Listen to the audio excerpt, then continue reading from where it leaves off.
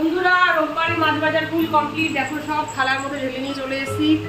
আজকে কিন্তু বিশেষ চমক আছে খাসির মাংস প্লাস ইলিশ মাছ। আজকে কিন্তু দুটোই তোমার দাদাভাই নিয়ে চলে এসেছে বাজার থেকে। দেখাচ্ছি কি কি আছে। দেখো দেখো প্রথম প্যাকেট থেকেই কাতলা মাছের পেটি এনেছে। মেয়ে এই মাছটা একটু খায়, যাও কাতলা মাছের পেটি প্রথম প্যাকেট থেকে কিন্তু বেরিয়ে পড়লো।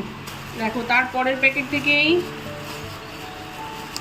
ফ্যাসা মাছ, এটা সাধারণত শীতকালেই পাওয়া যায়। আমার মেয়ে ছোটোবেলায় এই মাছটাকে বলতো ইলিশ মাছের ভাই, কারণ এই মাছটা না বন্ধুরা অনেকটা ইলিশ মাছের মতো খেতে ভালো লাগে। আর এই মাছটা না একটু বেগুন দিয়ে পাতলা কালো জিরে বাটা দিয়ে পাতলা ঝোলই খেতে হয়। তারপরের প্যাকেট থেকে ইলিশ মাছ, খোকা ইলিশ। বর্ষাকাল মানেই তো ইলিশ মাছ বাজারে পাওয়া যায়। যা হোক আজকে দুপুরবেলা কিন্তু ইলিশ মাছের লেজ ভাজা দিয়ে ভাত খেতেই হবে।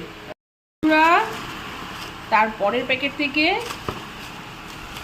জ্যান্ত কই মাছ, এই একটা ভয়ানক মাছ, কাটা খুব ঝামেলা এই মাছটা, খেতেও কিন্তু ভালো লাগে। থালায় ঢালবো কি, ওরা ওদের মতো হেঁটে হেঁটে চলে যাচ্ছে। এই ধরাটা একটুখানি চাপে দিয়ে মাছটা, এ বাবা। আর দেখো সর্বশেষ প্যাকেট থেকে বেরিয়ে গেল মাটন। আজকে সকালবেলা বলেই গেছে আজকে ছুটির দিন, আজকে বিরিয়ানি খাবো।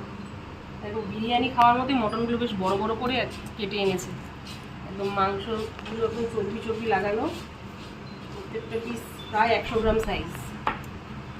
আজকে কিন্তু বাড়িতে বন্ধুরা মটন বিরিয়ানি হবে।